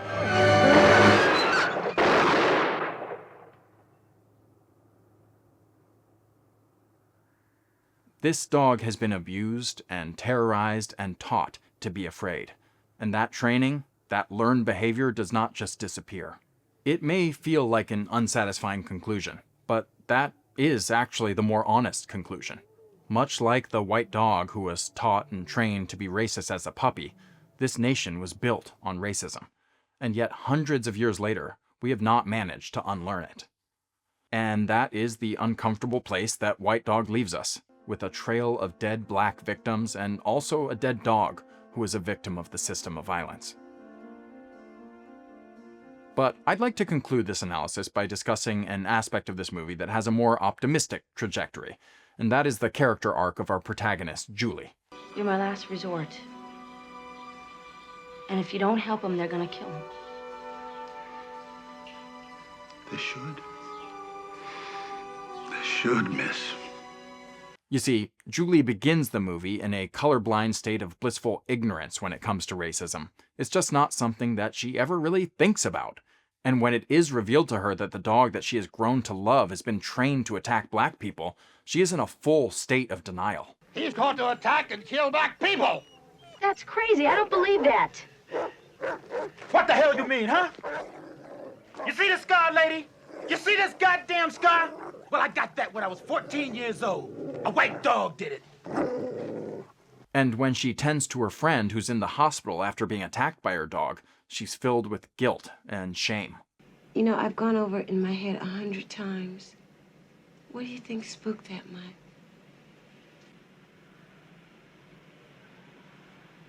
I don't know. And when she attends Key's first training session with her beloved dog, she is so horrified by the brutal reality of racism that she simply has to look away. But Julie sticks with it. She asks questions, and she learns. Well, over 100 years ago, they raised dogs to catch runaway slaves. Then they progressed to track down runaway black convicts. What about runaway white convicts? Oh, Julie, you have so much left to learn.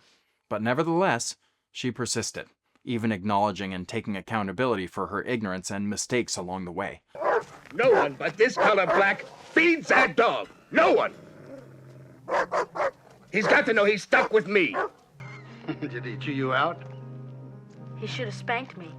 And ultimately, Julie transforms from a well-meaning, naive liberal to a true anti-racist ally. And this transformation is exemplified in the scene where she finally encounters the man who corrupted her dog with his racist lies and violent trauma. Did you train him? I sure did, since he was just a puppy. To be a white dog?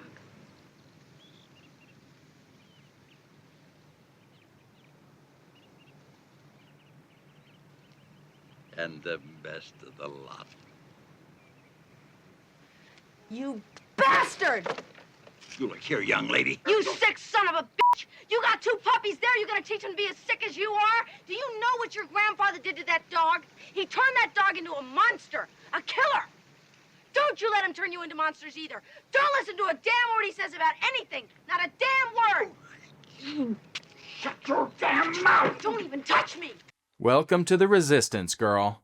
If you don't give us our dog back, I'll go to the police. Go to the police. Go, you son of a bitch. I'd like to see you walk in there and tell him this story, and then I'd like to haul your ass in court and expose your sick mind for the son of a bitch you are.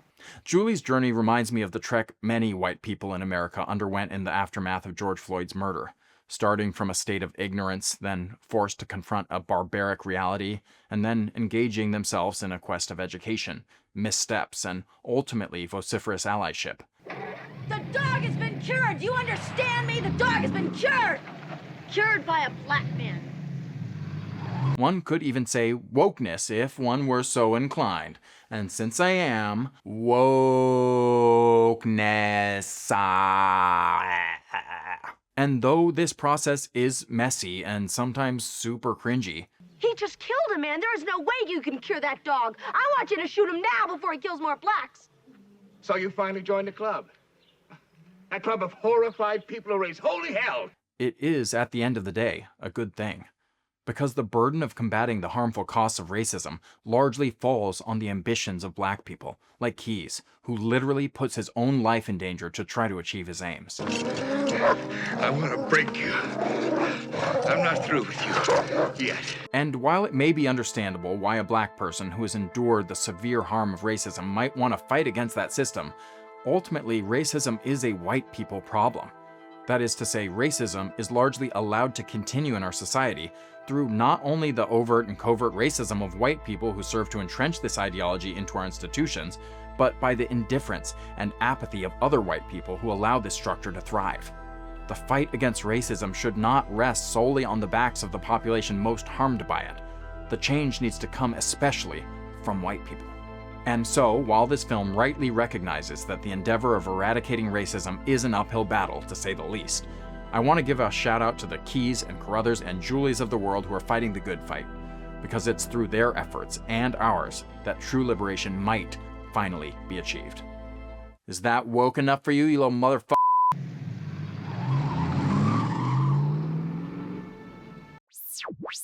Now, we've talked about poltergeists, police, and pooches, but what should we talk about next? Should we talk about people, perhaps? Cannibalistic humanoid underground dwelling people? Weird green mutant freaks who have been transformed by toxic sludge and live in the sewer even? Cowabunga. Huh?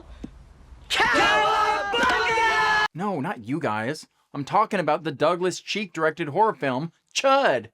Should we talk about CHUD? Yes, we CHUD. So let's.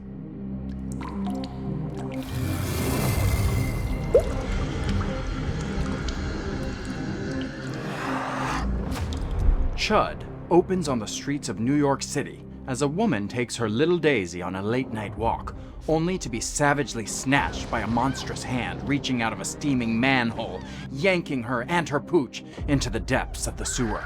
Cue screaming an 80s synth score as a mysterious red acronym appears on the screen. C period, H period, U period, D period. Now, call me paranoid, but I think something very weird and very scary might be going on under the city. What's he talking about? And an ensemble cast of characters are about to be ensnared in the mystery. We've got George, played by John Hurd, a prominent fashion photographer turned salt-of-the-earth photojournalist whose work documenting a cohort of the homeless population who live in the sewers, known as the Undergrounders, takes him deep below the city, where he discovers that this population is facing some sort of terrible and menacing danger.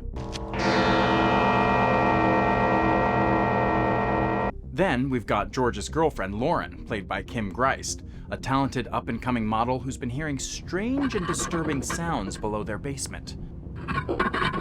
Next, we have A.J. Shepard, played by Daniel Stern, the purveyor of a soup kitchen serving the unhoused community of the city, who's desperate to get someone to look into the disappearance of a dozen of his regulars. I've been looking all over for these people. I can't find them. And finally, we have Captain Bosch, played by Christopher Curry, who is trying to do his job and investigate these disappearances, but is being constrained by a cover-up coming from the powers above. I can't keep a lid on this any longer. You've got your orders, Bosch. Now carry them out. But it turns out that Bosch's wife is actually one of the missing, and Bosch can't stay quiet any longer, goddammit. O'Brien, you call the commissioner's office and tell him we're coming there at 12 o'clock sharp. So he partners with Shepard to investigate these mysterious disappearances. And pretty quickly, they discover some weird stuff underground that implicates a government agency called the Nuclear Regulatory Commission, or NRC. Looks like a Geiger counter. I told you there's something going on. Looking for evidence, the duo break into George the photographer's home. Hey, that's breaking and entering. You're under arrest, Shepard. And find some disturbing photographs of horrific bite marks on an undergrounder. So, they take a meeting with the police commissioner and a representative from the NRC, a smug scumbag named Wilson, and present their evidence, and even threaten to release their findings to the press unless they get some goddamn answers. Got no evidence. You're blind, buddy! During the meeting, Bosch sees a classified document with the acronym CHUD? What? C.H.U.D. He demands answers from Wilson. You tell me what CHUD stands for, or I'm going to the newspapers. And Wilson eventually relents. A cannibalistic humanoid underground dweller.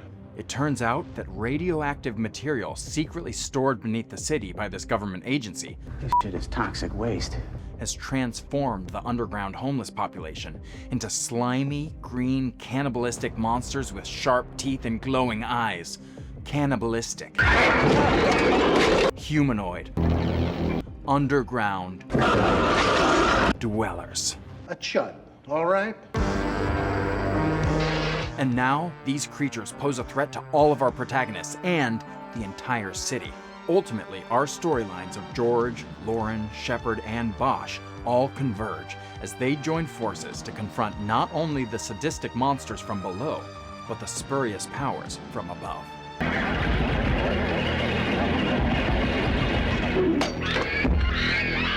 Now, I know what you might be thinking. Manboynice, have you gone cray-cray? You expect me to believe that this cheesy B-movie that has a 5.6 rating on IMDb and a 43% tomato meter on Rotten Tomatoes contains worthwhile social commentary? Well, my answer is that I have exactly zero expectations from you, other than that you like and subscribe. But as for me, my eyes are wide open, and I see CHUD for what it truly is. The greatest film of all time. I don't believe you. Okay, so maybe that's a slight hyperbole, but This movie has a lot more going on than first meets the eye. You gotta be straight with me. In many ways, CHUD is a throwback to the creature features of the mid-20th century, particularly those that tapped into the fears of the nuclear age. And it makes sense that there would be a reemergence of this trope in the 80s, just a few years removed from the 3 Mile Island disaster and right in the thick of the nuclear arms race taking place between America and the Soviet Union.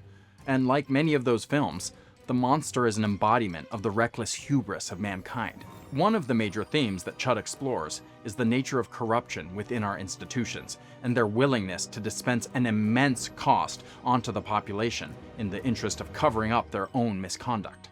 I've ordered my men to prep the city gas lines. Are you crazy? You'll blow up the whole city. I'm not going to flood the whole city, only a section of Soho.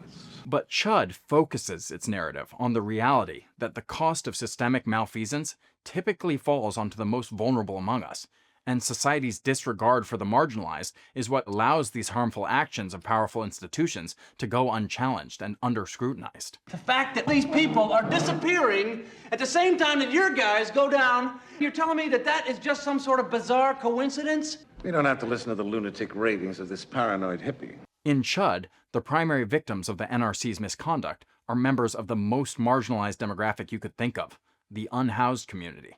There's every indication this once was human. It's dressed in the rags of a Bowery bum.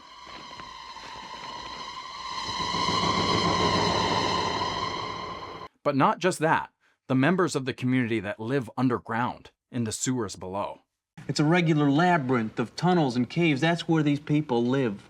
And in this way, the sewer becomes a powerful metaphor in the film. I can't be held responsible for everything that washes up in a sewer.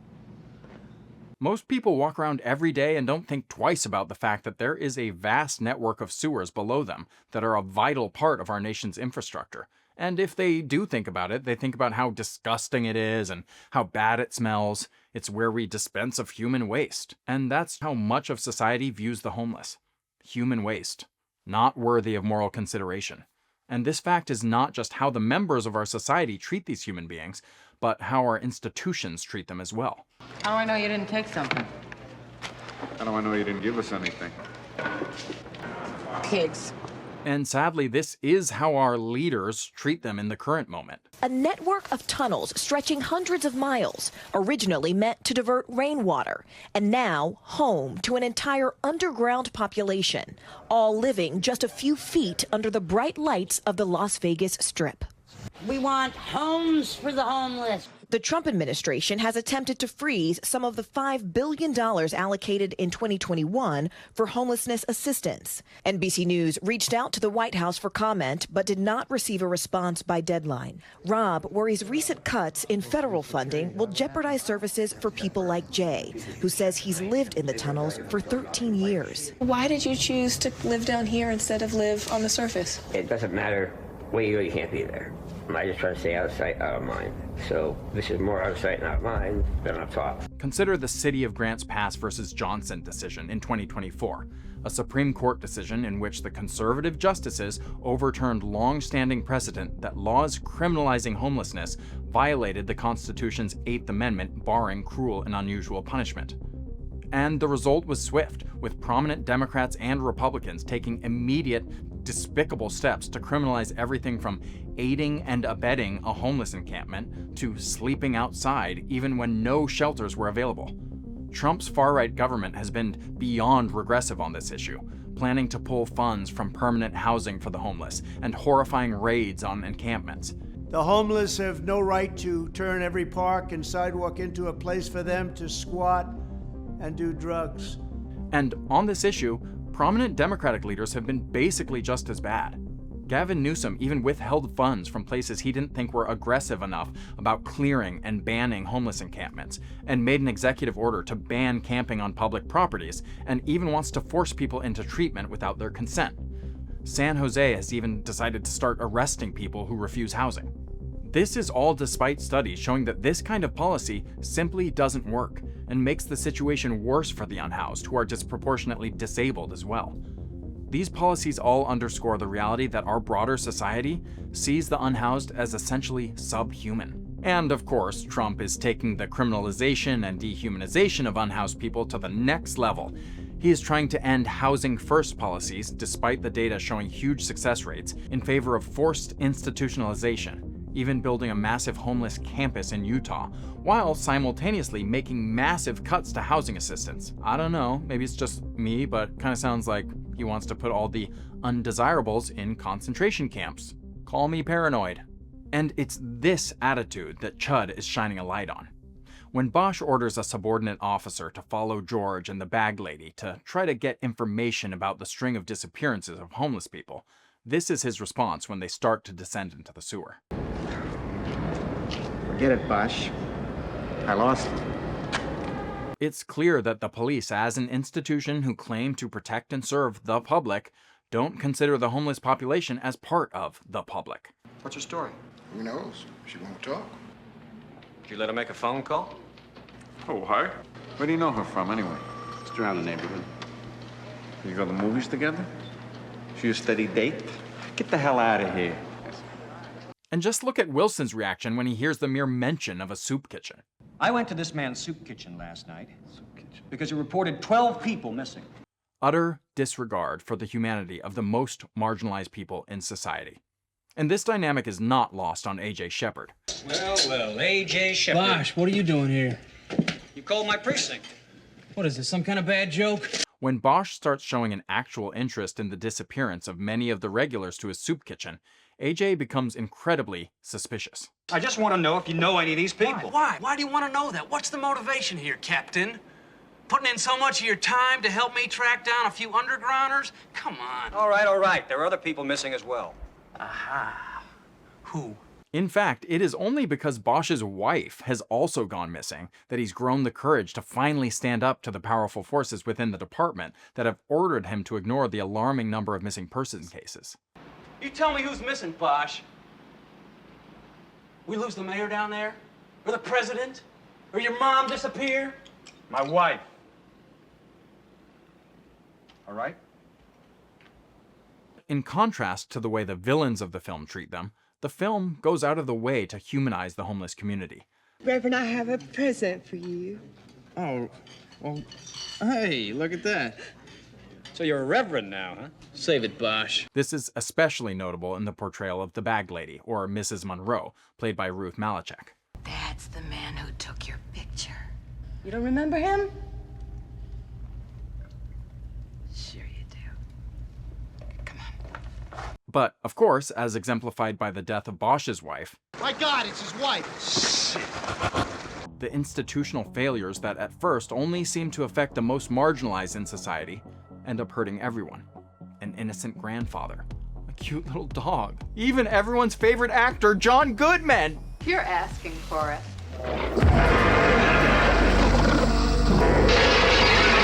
Is everybody getting scared?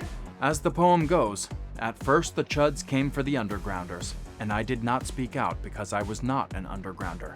And then the CHUDs came for me, and there was no one left to speak out for me, because they were all CHUDs. At least I'm pretty sure that's how it goes. What's he talking about? But I think the character arcs of George and Lauren, who are unwilling participants in this whole affair, are where this film really gets its bite. Now, I will admit that the first few times I watched this movie, I sort of felt like George and Lauren were completely unnecessary characters that were only tangential to the events of the film. I was far more captivated by the budding bromance between former adversaries turned BFFs, AJ and Bosch. And I mean, how could you not? Hey, Bosch, can't get enough, huh? You got it, Rev. Come on, grab your evidence. You're coming with me. Where are you going? We got a date downtown. I just love these guys. What chemistry, right? Hey, do you live around here? A couple blocks over. Yeah. But upon several rewatches, yes, I've watched this movie a bunch of times, deal with it, I started to see that the story of George and Lauren is actually vital to the film's themes. George and Lauren are artists. They don't like the system, they're repulsed by its rules and disgusted with its vapid nature. Ooh, what style, what content, oh, what art, oh my God, I love this profession. Tony, give me 2 more stops on that back light. But they treat it more like an annoyance that they can shun when they want to and take advantage of when it suits them. It doesn't matter. You don't care about them. You're doing this for me. We're gonna bamboozle these guys for big bucks and go home.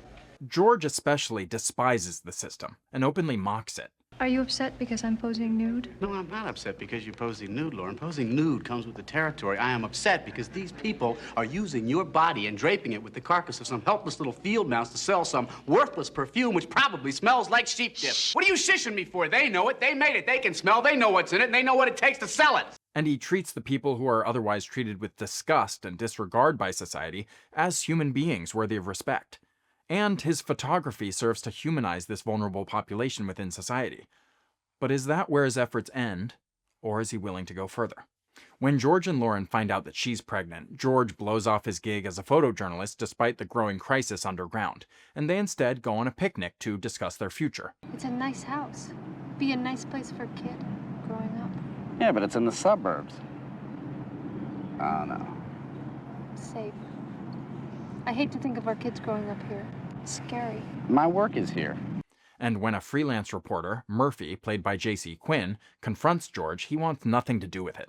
I want a story. A story about what? About the sewer people. Oh, I see. I did a story about some people who happen to live in the sewer. I'm not a reporter. I don't want to have anything to do with the press. Goodbye. Forget the press. What about the people down in the sewer?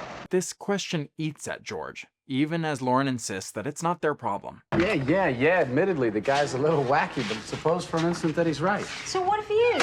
We don't want to get involved. I've been down there, you know? Well, is there something going on? No, there's nothing going on, but... So leave it alone. But this doesn't sit well with George, and after discovering that his photos have been stolen, he teams up with Murphy to find some answers on the cover-up. And find some answers he does.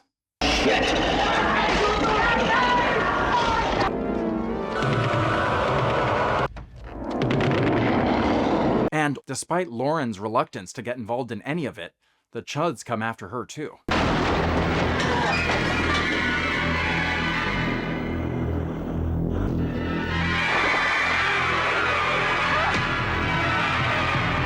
And isn't that the way it always goes? Even well-meaning liberals with some means will denounce inequality while sending their kids to private schools or opposing initiatives for affordable housing in their neighborhoods.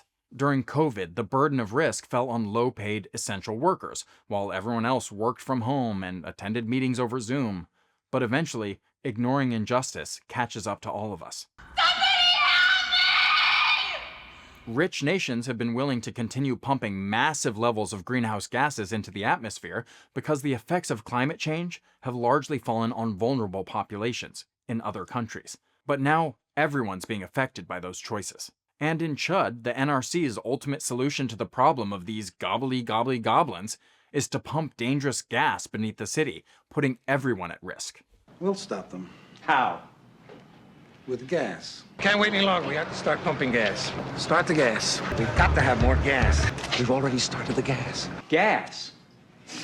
But to George and Lauren's credit, they eventually joined the fight with AJ and Bosch, and frankly, I commend them for it. I salute these heroes. And at the end of the day, the true villains in this story are not the CHUDs, but the corrupt institutions that created them, and are willing to put the city at risk in order to cover up that fact. All these people are dead because of you, Wilson. My wife is dead because of you, you son of a bitch! Easy, Bosch, easy. This is your responsibility, Wilson! Someone's gonna stop you, it's gonna have to be me! By the way, the actual meaning of the acronym CHUD exemplifies this dynamic perfectly. While both the characters and the audience are led to believe that CHUD stands for cannibalistic humanoid underground dwellers, a CHUD, all right? What it actually stands for is contamination, hazard, urban disposal. You don't know what you're talking about. Yeah? Well, I know what CHUD stands for. Cannibalistic my ass. Contamination, hazard, urban disposal. You're nothing but the government garbage man. This film is really about powerful institutions dumping toxic waste in urban centers with no regard for its impact on the people who live there. This is Wilson's poison dump. They must have been dumping this stuff down here for years, right underneath the city. And of course, we see this in real life. Low-income people, and particularly people of color, are far more likely to have toxic facilities built in their neighborhoods and suffer the associated consequences. Among the latest in this series of crises is the enormous mega-polluting data centers being set up to enrich billionaires like Musk's AI data center in Memphis, which is creating poisonous air pollution, or the Meta data center in Georgia that sucked up the community's water, or the Amazon data center linked to a bunch of rare cancers. And yet, our society dehumanizes vulnerable populations and blames them for their circumstances. We assert that poverty is a result of individual failings, to obscure the fact that it is our systems and institutions that are failing them. And so I ask, in a dramatic voice to emphasize the poignant and insightful question that I am about to ask, who are the real monsters? Start the gas. We've got to have more gas. We've already started the gas. Gas is too dangerous.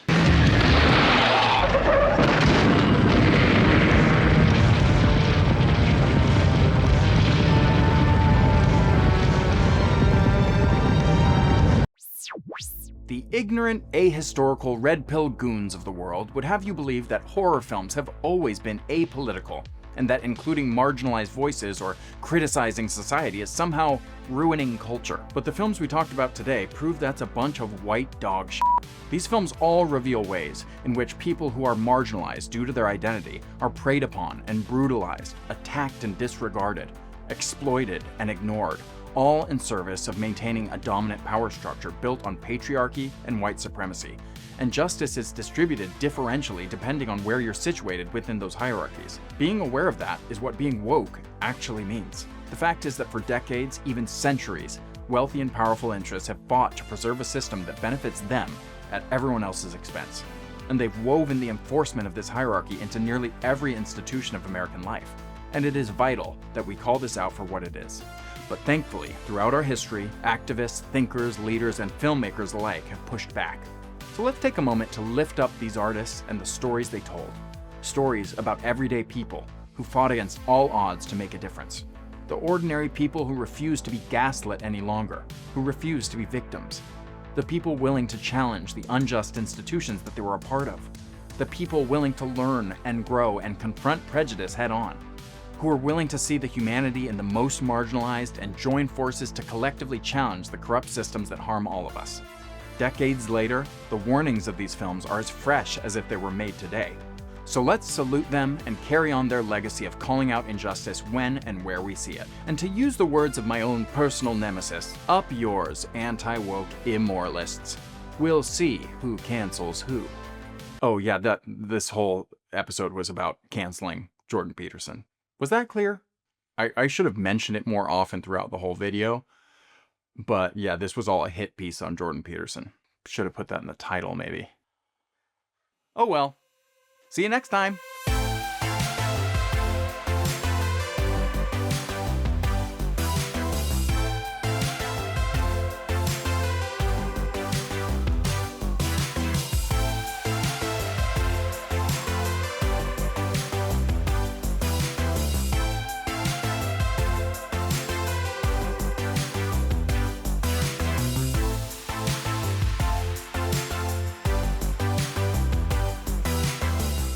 Thank you all so much for watching this very long...